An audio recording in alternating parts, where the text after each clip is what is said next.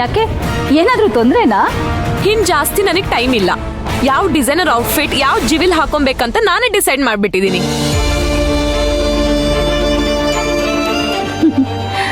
ಎಲ್ಲ ನಾವೇ ಮಾಡ್ತಾ ಇದ್ದೀವಿ ಅಂತ ಅನ್ಕೋಬೇಡಿ. ಪುರೋಹಿತರು ದಿನ ಚೆನ್ನಾಗಿದೆ ಅಂತ ಹೇಳಿದ್ರು, ಅದಕ್ಕೆ ತಡ ಮಾಡೋದು ಯಾಕೆ ಅಂತ ನಿಮಗೆ ಹೇಳೋಣ ಅಂತ ಬಂದ್ವಿ.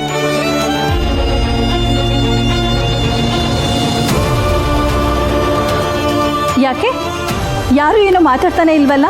ಆಂಟಿ, ಹೇಗೆ ಹೇಳ್ಬೇಕು ಅಂತ ಗೊತ್ತಾಗ್ತಿಲ್ಲ. ಯಾಕೆ ಹರ್ಷಿತ್, ಅವತ್ ನಿನಗೆ ಏನಾದ್ರೂ ಕೋಚಿಂಗ್ ಇದೆಯಾ? ಇದ್ರೆ ಏನು, ನನ್ನ ಎಂಗೇಜ್ಮೆಂಟ್ ಅಷ್ಟು ಇಂಪಾರ್ಟೆಂಟ್ ಅಲ್ಲ ಬಿಡು. ಈ ಎಂಗೇಜ್ಮೆಂಟ್ ಮಾಡೋದಕ್ಕೆ ಆಗಲ್ಲ ರಮ್ಯಾ.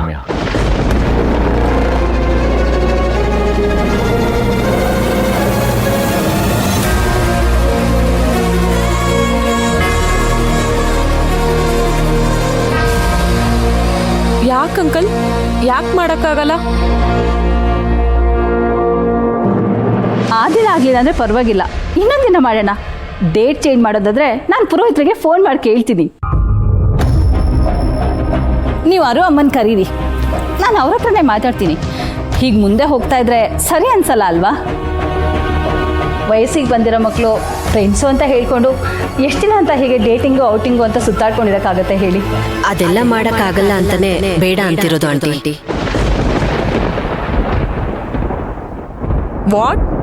What you mean? ಏನ್ ಹೇಳ್ತಿದ್ಯಾ? ಈ ಮದ್ವೆ ಮಾತುಕತೆ ಇಲ್ಲಿಗೆ ನಿಲ್ಲಿಸ್ಬಿಡೋಣ.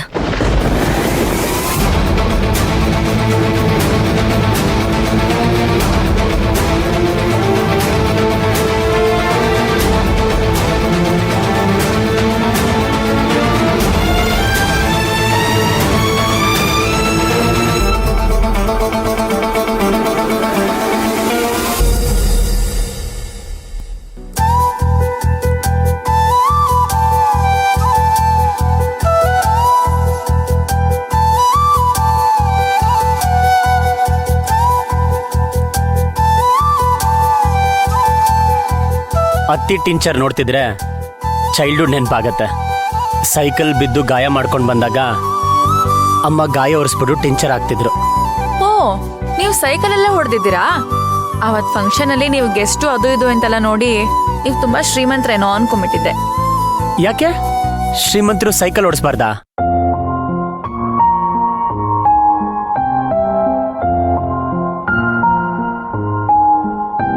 ಯಾಕೆ ಮುಜುಗರ?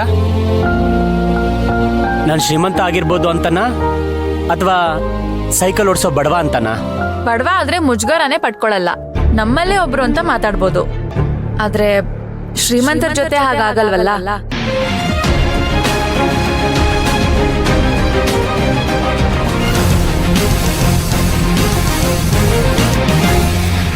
ಹೌದಾ? ಯಾಕೆ? ನೀವ್ ಯಾವತ್ತಾದ್ರೂ ಶ್ರೀಮಂತರ ಜೊತೆ ಫ್ರೆಂಡ್ಶಿಪ್ ಮಾಡಿದೀರಾ?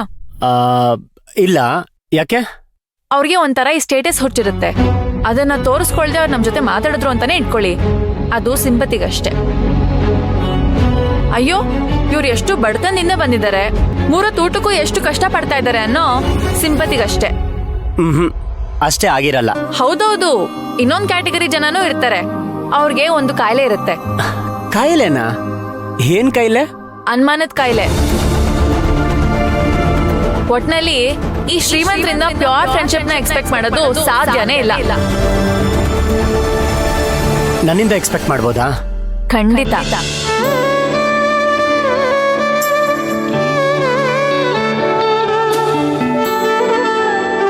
ನಾನು ಶ್ರೀಮಂತರಿಂದ ಮಾತ್ರ ದೂರ ಇರ್ತೀನಿ ಅಂತ ಅಂದಿದ್ದು, ಬೇರೆಯವರಿಂದ ಅಲ್ಲ.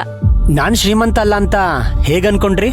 ಸಿಂಪಲ್, ಯಾರ್ದೋ ಚೇನ್ಗೋಸ್ಕರ ನೀವ್ ಅಷ್ಟೆಲ್ಲ ಒದ್ದಾಡಿದ್ದೀರಾ.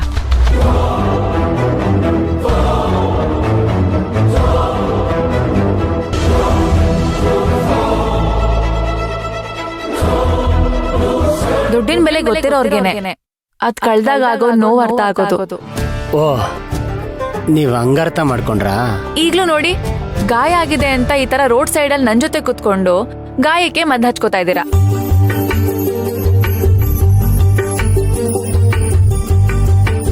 ಅಂದ್ರೆ ನೀವು ನಮ್ ತರನೇ ತಲೆ ಮೇಲೆ ಒಂಚೂರು ಊಟಕ್ಕೆ ತಿಳಿ ಸರಿದ್ರೆ ನೆಮ್ಮದಿ ಪಡೋ ಮಿಡಲ್ ಕ್ಲಾಸ್ ಜನ ಅನ್ಸುತ್ತೆ.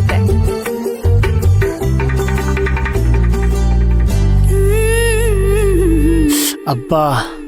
ಅಷ್ಟೊಂದು ನೋವಾಗ್ತಿದ್ರೆ ಆಸ್ಪತ್ರೆಗೆ ಹೋಗೋಣ. ಬೇಡ ಬೇಡ, ಹಾಸ್ಪಿಟ್ಲಿಗೆ ಹೋದ್ರೆ ರೋಡಲ್ಲಿ ಬಿದ್ದಿದ್ದು ಟಿ ಇಂಜೆಕ್ಷನ್ ಹಾಕ್ಸ್ಕೋಬೇಕು ಅಂತ ಹೇಳ್ತಾರೆ. ಸೊ ಬೇಡ.